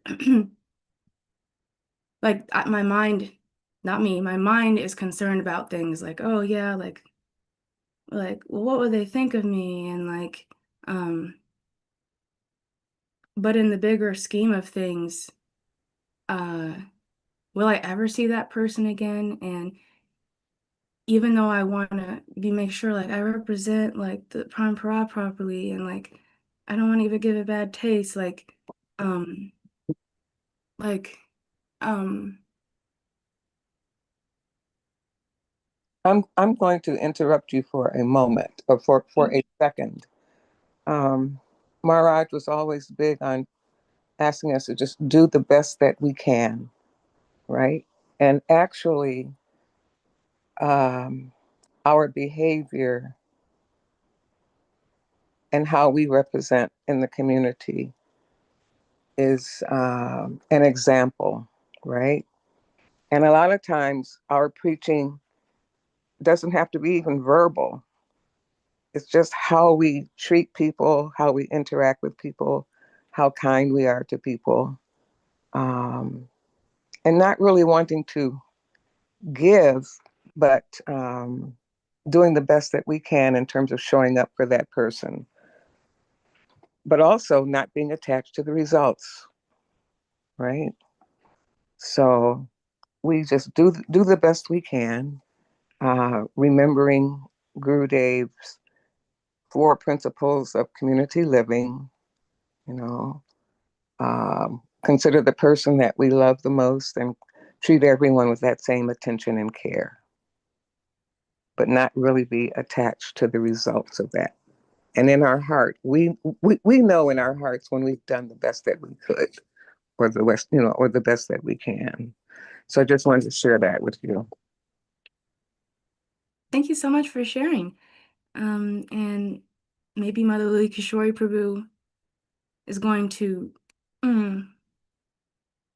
move forward with the points that you're sharing or something else in relation to this because she has her hand up so we'd like to move to her instead of me responding right now more. Oh, Hare Krishna. I'm looking forward to your response. Thank you so much for this wonderful, wonderful class this morning, John. I always enjoy your classes and so much to contemplate. But what I was thinking about, especially with the questions and the realizations after were, I was thinking about when I was new at my job in my career, and I worked in a helping field, in a health field. And I was often in anxiety, am I going to help these patients? Is it going to make a difference? Are they going to get better? Are they going to have a better life because of this, magic little half-hour session of therapy? And what I found was that everything I needed to do my job was provided by my employer. And if I showed up and I stuck with the mission of the place that I worked and I did my best, then things did happen, and people did get better. And it made me think of Krishna saying that I will preserve what you have and I'll carry what you lack. And a servant, the job of a servant is to the best of their ability to meet the concerns of the master. And that's all I ever have to do. So in Christian life, there was a time when Jesus was giving a sermon, and he said, who among you, if you're worrying, can increase by your lifespan 1 minute? None of you. So if you can't even do that little thing, right, which most people want, then why are you worrying about all the rest? And he said, look at the flowers and how beautifully God clothes them. And you're worrying about what you're going to wear. Look at the animals and they don't worry about what they're going to eat, and God takes care of that. Krishna feeds them, right? And so stop worrying about that and seek the things of God, and all the rest of it will be taken care of. It's a matter of trust. And so when I'm anxious, I think about, okay, even when you mentioned like Mother Yashoda's and all this anxiety, and if you look at the little picture that I have there, little baby Krishna, and he's like, pay attention to me, stop getting that milk that's boiling over, or stop, pay attention to me. And it's like Krishna wasn't worried about all of that. He was just being Krishna and spreading all his joy and love by being there amongst the people in Vraj. And we have contact with Krishna through the holy names. And he will, if someone comes to the Bhakti Center, they're not there by mistake. Krishna brought them there, and then all you have to do is what you're there to do. Give the kirtan or give them prasadam, and Krishna takes care of the rest. And you may never see them again in this lifetime, but the seed's been planted, and he'll water it. He'll grow it. So for me, being in anxiety when I'm like that, I think about like my children when they were little and they're throwing tantrums and and they're really in some, and then all I had to do was sort of just go, it's okay, and pick them up, kind of like hug them or give them something to eat, give them what they needed. And if I stay in a state of surrender, I can trust that Krishna is going to provide what I need and what everybody else needs. It's not my world. I'm just, and it's not even a good thing that I am in it when you really think about why I'm here. So I have to really, really trust. And that for me helps to relieve my anxieties, whatever they're about. And so then, much like Mother Jamba said, then I can just do the next right thing, the best I can do in the moment, right here. And I can release the hereafter and what's going to follow in the results to Krishna. And I can just sort of keep my mind where my feet are. What's in front of me, right? You said it, like, can I just wash the dish, and maybe chant while I'm doing that? What's in front of me right now? Can I stay where I am and trust that Krishna has me? He's placed my feet where they're supposed to be, and everybody else is also. So thank you for this class. And you really have given me a lot to think about today, especially about the little things that I would like to indulge myself in worrying about and ruminating about. And can I just release those to Krishna and just do what he's put in front of me to do? Hare Krishna. I feel so fortunate to hear your realizations, everyone's realizations who have shared Mother Jambavati, you, because I know that they're going to help someone who listens to this class, and there's pieces that are already helping me, and I know they're helping each other. So you made me think of like 4 different things that are very powerful. That we're just hearing so many powerful things in Krishna consciousness, but one of them was it exactly what you said when you were talking about what Jesus said is exactly how Prahlad Ananda Swami ended his class because he was saying basically he was saying like what's the value of all the anxiety? Like what is the value of being anxiety that we're gonna die? It doesn't preserve our life for one moment more.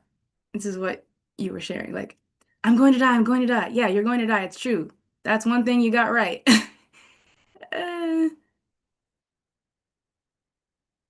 and yeah, he was saying we're always in anxiety. We're making so many arrangements, taking our vitamins, doing our exercise, checking our diet. It's funny how you were talking about like, okay, how we're gonna dress, all this stuff. Anxiety about our relationship with other people. And he was talking about like, yeah, we're not going out to them and saying like, I hate your guts. Let's take it outside. No, we're usually polite with each other. We don't take it outside. We want to protect our near and dear body, and therefore we're diplomatic with others. We're polite, and we have so much etiquette. If it's for Krishna, it's very nice. If it's just to maintain my false ego or gross or subtle material body, it's actually not going to save us. That part was really nice. He said if so basically, yeah. He said ultimately we're not trying to put our body unnecessarily into material miseries or into jeopardy, but we're trying to eliminate that unnecessary anxiety. The anxiety, the physical anxiety, the mental anxiety, the intellectual anxiety, the false ego anxiety. And we're trying to simply be satisfied with loving Krishna, trying to do something with this present situation to please Krishna. And when we see our mind is deviated, our desires, our motivation has deviated, then try to remember Krishna again, that I'm doing this activity because someone from Krishna's entourage, some representative of Krishna has asked me to do it, and now I have an opportunity to try to do it with care and attention. Even prasadam. My Madhu Panlila was talking about this prasadam the other day, but even prasadam, we want to improve our taking prasadam, then wash our hands before we take prasadam and try to chew thinking about Krishna, true while thinking about Krishna and try to taste it and honor it. Versus like, it sounded like he was saying versus think about how much we're supposed to eat and how much our stomach, little tummy will hold. And not that we're going to fill it up to our ears so that throughout the 24 hours a day we'll remember. It will have the remnants of Prasadam. No, we want to figure out so many ways of improving with care and attention up to, honoring Prasadam, chanting the holy name, dealing with the devotees, dealing with the deities, reading these books, whatever service we're doing to spread this Sankirtan movement, distributing the books, printing the books, cleaning, whatever we're trying to do to attract ourselves and others to Krishna. If we deal with care and attention, then gradually these desires for doing something else other than doing something for Krishna will gradually diminish. So I'll say that part again. These desires if we do things with care and attention, then gradually these desires for doing something else other than doing something for Krishna will gradually diminish. We'll see every opportunity, every situation as an opportunity to do something nice for Krishna, as Krishna would like us to do it, and especially in relation to others to try to become, basically encourage others to become Krishna conscious too. So that's the higher platform of devotional service, not just doing things dutifully, which is the basic, but to do things expertly in order to attract people to become Krishna conscious, including ourselves. So what I was meditating upon when I heard Mother Jambavati and you is like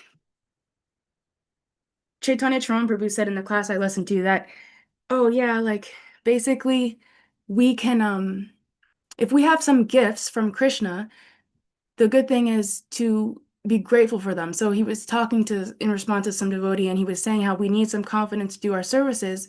So what happens is when we have those gifts, what we can use is thinking about them in relation to Krishna and then have gratitude for them, versus if we think about them in relation to,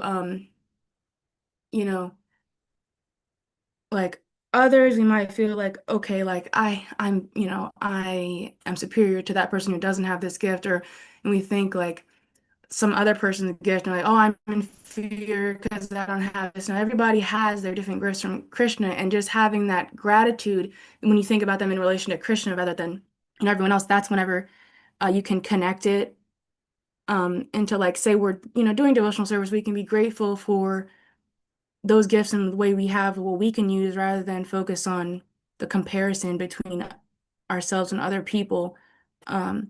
So, because basically someone was asking a nice question is like, oh, yeah, how can we have confidence and ensure the confidence doesn't turn into pride?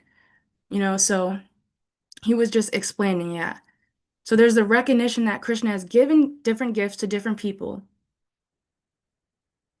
and acknowledging some gifts, like whichever we have been given, that's not pride, acknowledging those gifts. If the focus is on Krishna, anything that's on Krishna, like who has given this to me, it'll bring our gratitude. The focus can be like we have certain gifts, certain talents, and then some people have talents that are like immediately apparent. There's some talents that you need to explore and discover and develop. Yeah, and look at whatever abilities we have and to acknowledge them as Krishna's gifts. That won't lead us to pride. It'll lead us to gratitude. Acknowledging whatever we have, that's, so but he was like saying, for example, for himself, like speaking affluently. I think he was talking about himself because he can speak fluently, nicely. And if you look at other people and you're like, well, they can't speak, I can speak, you know, but if it's looking at Krishna, we focus on Krishna. This is somewhere, I can serve Krishna. These are some abilities available to serve Krishna.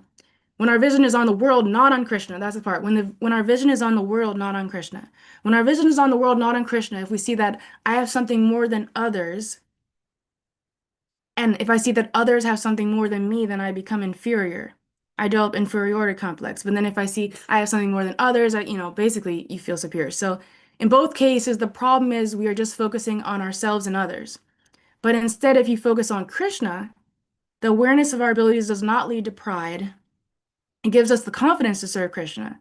So, there's this phrase, what we have is God's gift to us, what we become is our gift to God. So means like, I'm doing something to speak. So by using that speaking ability, I share Krishna's message and that is my offering to Krishna. So he took it back to that speaking example. So basically the essence was, so this way he said, keep it not between us and the world, but between us and Krishna. Then awareness of our abilities rather than interfering with our devotion can enhance our devotion, can assist us in our bhakti by giving us tangible means by which we can perform our services. So seeing the right, Krishna has given us his abilities, because they can give us confidence. So basically, when we're trying to also offer devotional service and do our best, like when we're, trying to help the souls, like we can be grateful for what ways Krishna has helped us try to use our voices, try to use whatever to serve. And it's about Krishna. Krishna's in the heart, Krishna's doing the different things. Not about like, oh, how do I look? And that's what one of the important things I want to respond. I think I've said too in the third one, is like this existence is like a blip in time. Like I've been meditating on this so basically I had an experience where there was an old object found. It was this old quilt that was from like high school or something. And like, it was so nice. Someone had made it for me, and then I had signatures from all these people, like in school or something, who were like saying nice things. And I forgot that it even existed. And this there was like this attachment that arose when it was found again, like a slight attachment, but then it's like I can't even remember what some of those people are. Like it's like that was from another lifetime. Like the body grows and it changes from youth, old age. Um, so just like I have all these past lifetimes of existence that I can't remember, that Krishna, through a poem, he's had me forget all these traumas, like Sarvama Prabhu was talking about recently. We forget all these traumas we have over lifetimes. Just like I couldn't even remember that existed, like I can't remember my other lifetimes exist. That also was like a past life.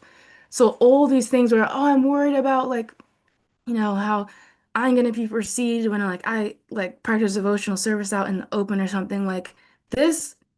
Like this is like that is such a like this is just such a tiny existence that, and then when that happens, that is already my past that doesn't exist anymore. Like the past doesn't exist, the future doesn't exist. I heard someone talking about recently. It's just the present is existing. So me even like, oh no, like they might have thought something weird about me. Like that doesn't even exist anymore. I don't have to feel like identified with that. And also, like someone was saying in a class recently, like, yeah, one day somebody likes me and the next day they dislike me, and then one day someone dislikes me and the next day they like me. Um,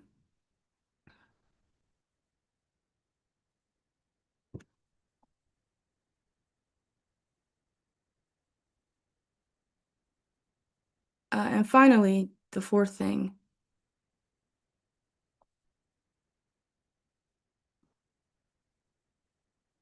It's just basically the way that Prahlad and Nandaswami closed out, and maybe I already shared it because I just think, oh yeah, everybody's talking about like where we're putting our attention, right?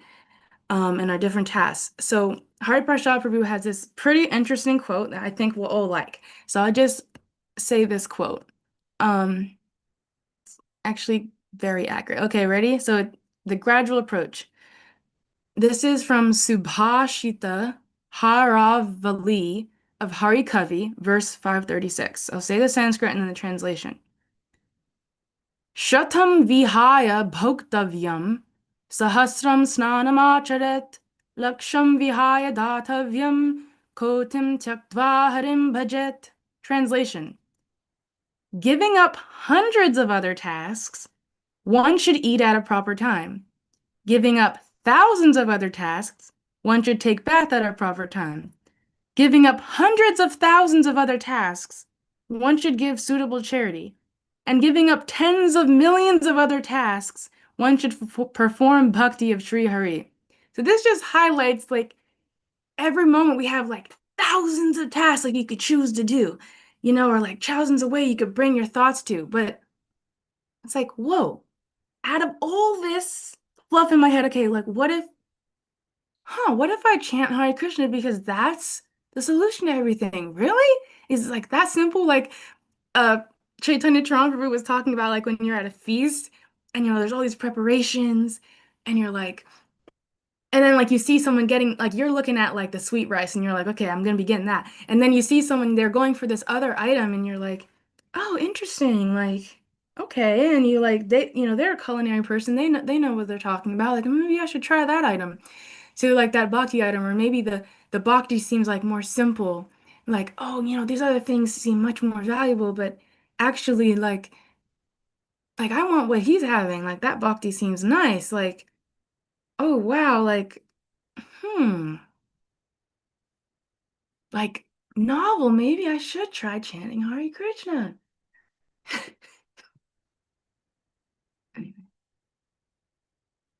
So chant Hare Krishna and be happy, right?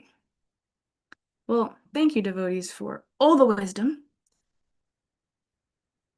Maybe we'll just keep grabbing these moments throughout the day. Oh, maybe I'll just give a little time to Krishna. I know, like, I like to give a little time to this and that, but like, hey, right now, try to give some time to Krishna. Oh, wait, 5 minutes from now, hey, why don't I try to give some time to Krishna? Let me just chant Hare Krishna.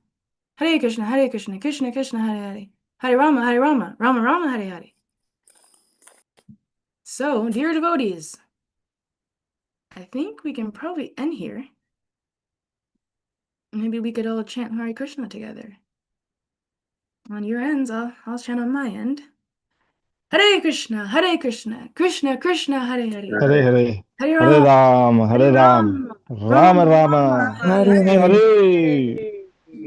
one more time, like you mean it. Hare Krishna, Hare Krishna, Hare Hare Krishna, Krishna, Krishna Krishna Krishna, Hare Krishna, Hare. Hare Hare, Hare Hare Rama, Rama, Hare Rama Rama, Rama, Rama Hare Rama, Hare. Hare Hare Hare.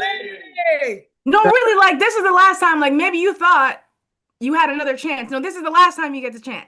Hare Krishna, Hare Hare Krishna, Krishna, Krishna, Krishna Krishna Krishna, Hare Krishna, Hare. Hare Hare, Hare Hare Rama, Rama, Hare Hare Rama, Rama, Rama Rama Rama, Rama, Hare Hare Hare. Hare. Where would we be at without the devotees? Vanchakopatarubhyascha, kripa sindhubhyeva Gita nang pavanebhyo, Vaishnavebhyo Krishna, namo namaha. Namo Namaha. Gruntaraj Lord, Srimad Bhagavatam ki jai. Jai, Srila Jai. Prabhupada ki. Jai, Prabhupada ki jai. Jai. Vaishnav Thakur ki jai. Jana Vatsala Dasi, Ki Jai. Jai. Srila Prabhupada Ki Jai.